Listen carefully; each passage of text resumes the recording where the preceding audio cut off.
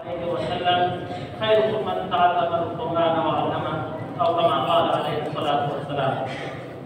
محترم صدر جلسہ، امیر ادارۃ المساجد، معزز مہمانان کرام، ڈائس پر تشریف فرما تمام معززین، ارکان مجلس شورا،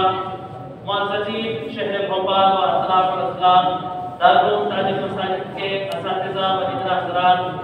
اور تمام عزیز طلباء اور تمام شرکائے لیکچر، اللہ تبارک و تعالیٰ کا بڑا حمد و ثنا کا مقام ہے، اللہ کا شکر کا مقام ہے کہ ایک لمبی آزمائشوں کے بعد 2 سال کے وقفے کے بعد اللہ تبارک و تعالیٰ نے پھر یہ موقع فراہم فرمایا ہمارے ذمہ داروں کو، دارالعلوم کے منتظمین کو، کہ وہ اس طریقے کا جلسہ منعقد کریں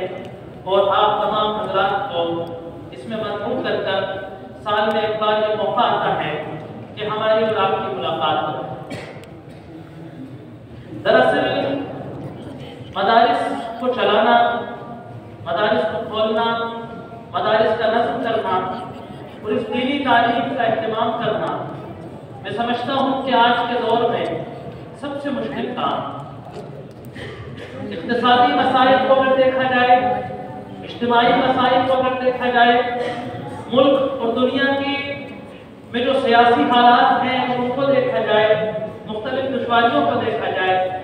تو میں سمجھتا ہوں کہ سب سے زیادہ کا کام ہے جو اللہ تبارک و تعالیٰ اپنے منتخب بندوں سے، علماء سے، امت کے دردمند لوگوں سے اور ہمدردوں سے چلتا لے رہا ہے۔ اس مبارک کام میں ہم وہ اساتذہ بھی شامل ہیں جو بچوں کو پڑھاتے ہیں، وہ منتظمین اور ذمہ داران بھی شامل ہیں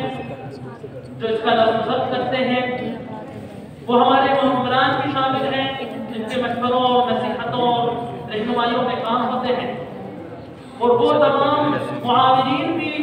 سب سے بڑی کلیدی مقام رکھتے ہیں، کلیدی مقام رکھتے ہیں کہ جن کے تعاون سے، جن کے چندے سے، جن کے غلے سے، جن کی محبتوں سے اور جن کی عنایتوں سے یہ ادارے چلتے ہیں، اور وہ تمام حضرات بھی اس کام میں اور اس کے ثواب میں شریک ہیں جو ان اداروں سے محبت فرماتے ہیں، جو ان اداروں کے لیے نیک تمنائیں رکھتے ہیں، جو ان اداروں کو اور ان اداروں کے چلانے والوں کے لیے دعائیں کرتے ہیں۔ اس موقع پر خاص طور سے ہم اپنے معاونین کا بطور خاص شکریہ ادا کرنا چاہتے ہیں کہ ہر سال ہمارے سفراء، ہمارے نمائندے ان کے پاس پہنچتے ہیں اور وہ اپنی استعداد سے زیادہ، اپنی سکت سے زیادہ تعاون اور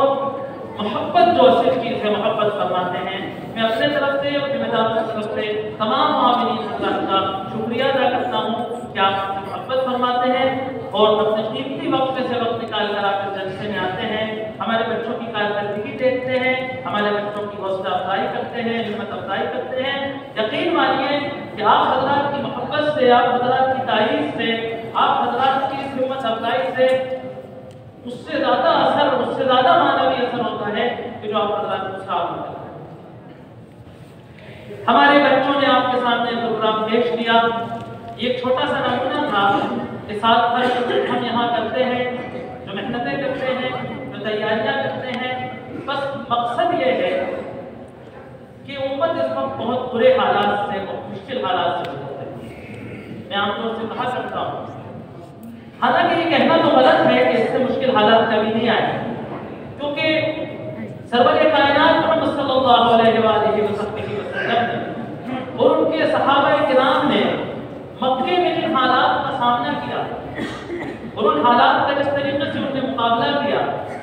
اور جن حالات میں وہ اس دین کی دعوت کو لے کر اٹھے اور جس حالات میں انہوں نے اس چراغ کو جلایا ہے، میں سمجھتا ہوں کہ اس سے مشکل حالات تاریخ میں نہ کبھی آئے ہیں اور نہ مستقبل میں کبھی آ سکتے۔ اسی لیے اللہ تبارک و تعالیٰ نے سرور کائنات کو اسوہ بنایا اور صحابہ کو اس بات کا اسوہ بنایا کہ اتباع کیسے کی جائے۔ لیکن اس کے علاوہ اگر دیکھا جائے تو شاید تاریخ میں امت مسلمہ پر اتنے مشکل حالات کبھی نہیں۔ عجیب بات ہے، اللہ کا عجیب امتحان ہے، اتنی بڑی تعداد، اتنے ممالک کی زمین، اتنے قدرتی وسائل، बावजूद उम्मत मुस्लिमा तरक्की तो दूर की बात है, फतह तो दूर की बात है, हकीकत कहा जाए तो बका की जंग लड़ रही, बका की लड़ाई लड़ रही, वजूद की बका की लड़ाई लड़ रही थी, फिक्र की बका की लड़ाई लड़ रही थी, अकीदे की बका की लड़ाई लड़ रही थी, शनाख्त की बका की लड़ाई लड़ रही थी, और कुछ जगह तो नस्ल खुशी अपनी जिंदगी की बका की लड़ाई लड़ रही थी। उम्मत मुस्लिमा आजमाइश में है, ये ताज्जुब की बात नहीं है, क्योंकि अल्लाह तबारक व तआला ने हमेशा से उम्मत मुस्लिमा को अंबिया के मुत्तबईन की आजमाइश की है, और अल्लाह ने वायदा भी किया है कि क्या तुम समझते हो कि तुम अपने आप को मोमिन कह दोगे और तुम पर आजमाइश नहीं आएगी। ताज्जुब और अफसोस इस बात का है कि इन तमाम हालात के बावजूद उम्मत मुस्लिमा बेगानी है, बेखबर है, बेहिसी और बेगैरती की जिंदगी जी रही है। जैसे कि आपने अभी तलबा की तकारीर में सुना, एक तरफ फितना इर्तिदाद है, एक तरफ तहजीब और सकाफत की लड़ाई, एक तरफ तालीम के मैदान में हम पिछड़े हुए, गैरों के इदारों में, गैरों के स्कूलों में हमारे बच्चे तालीम हासिल करने जाते हैं, हम उनके फिक्री हम नवा बन चुके हैं, पूरी नस्लें फिक्री हम नवाई से तैयार होकर मुर्तद नस्लें पैदा हो। इस वक्त इस मौजू में कोई तकरीर करने का मौका नहीं है, अब ज़्यादा हो गया है, ये बहुत मेहमान किराम मौजूद है, असल खिताब इनका होगा, लेकिन कहने की बात सिर्फ इतनी है कि ये एहसास करने का मौका है कि इस वक्त ऐसे इदारों की, ऐसे मराकिज़ की कि जहाँ दीन की हिफाजत करने का काम होता हो, जहाँ दीन को के तारुफ का काम होता हो, जहाँ ऐसे अफराद तैयार किए जाते हों, जहाँ ऐसी सोच तैयार की जाती हो कि जो इस्लाम की बका की लड़ाई लड़ सके, जो इस्लाम को सही तारुफ करा सके, जो आने वाले हालात में उम्मत मुस्लिमा की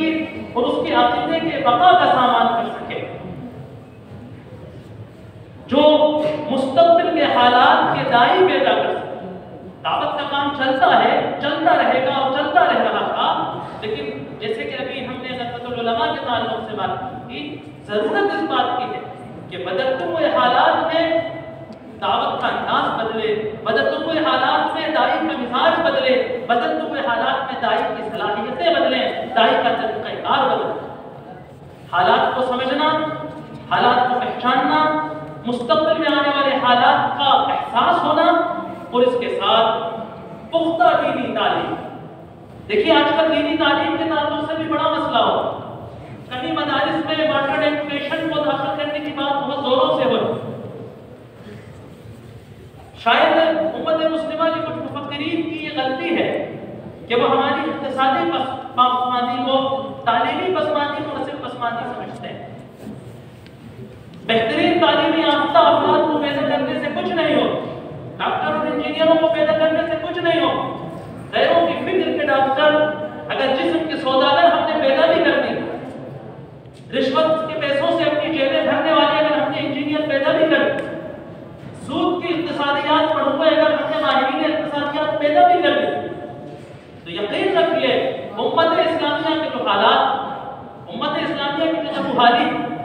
हमारे अक़ीदे और हमारे सक़ाफ़त और तहज़ीब का जो हाल है, उसमें रत्ती भर बराबर नहीं होना है। ऐसी तालीम और जिहादत में कोई फर्क नहीं होता। तो मदरसों के मॉडर्नाइजेशन का जो मसला है बड़ा नाजुक है।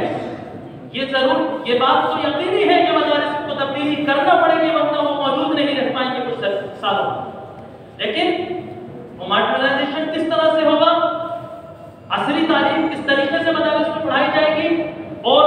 असली तालीम पढ़े डॉक्टर, इंजीनियर, मुफक्किर किस तरीके से वो मोमिन होंगे, ये सोचने का हम सब के सर छोड़ के बैठ के सोचने का काम। आप हजरात से ये दरख्वास्त है कि ऐसे इदारों को सपोर्ट करें, ऐसे इदारों को चलाना कि चंद मेंबरान शूरा का या नाज़िम मुख्तलिफ का या चंद कमेटी के लोगों का काम नहीं है। ये उम्मत की अमानत है, ये उम्मत की विरासत है, ये बच्चे हम सब की अमानत हैं। अल्लाह तबारक व तआला इन बच्चों के मुस्तक़बिल का सवाल हम सब से करेगा। ये पूरी उम्मत की जिम्मेदारी है, आप हजरात की जिम्मेदारी है। इन मदारिस को चलाना, इन मदारिस को चलने लायक बनाना, इन मदारिस के निज़ाम को बेहतर करना, मेरे کہوں گا میں جسارت کرتے ہوئے کہ ان مدارس کے کام پر کی خبرگیری رکھیں کہ امت میں جس طریقے کی کام کی ضرورت ہے کیا ویسا کام ہو بھی رہا ہے کہ نہیں. میں سمجھتا ہوں کہ یہ تقریر کا موضوع نہیں ہے. آپ کا یہ تعلیمی سالانہ جلسہ آپ کے سامنے ہو رہا ہے. ہمارے اکابران کریں گے. آپ نے ہمارے بچوں کا اختتام دیکھا. میں ایک بار پھر اپنے طرف سے اپنے ذمہ داروں کی طرف سے تمام آنے والوں کا شکر گزار ہوں کہ آپ نے اپنے قیمتی اوقات میں سے وقت نکال کر ہمارے اس پروگرام کے لیے وقت نکالا. وآخر دعوانا الحمدللہ.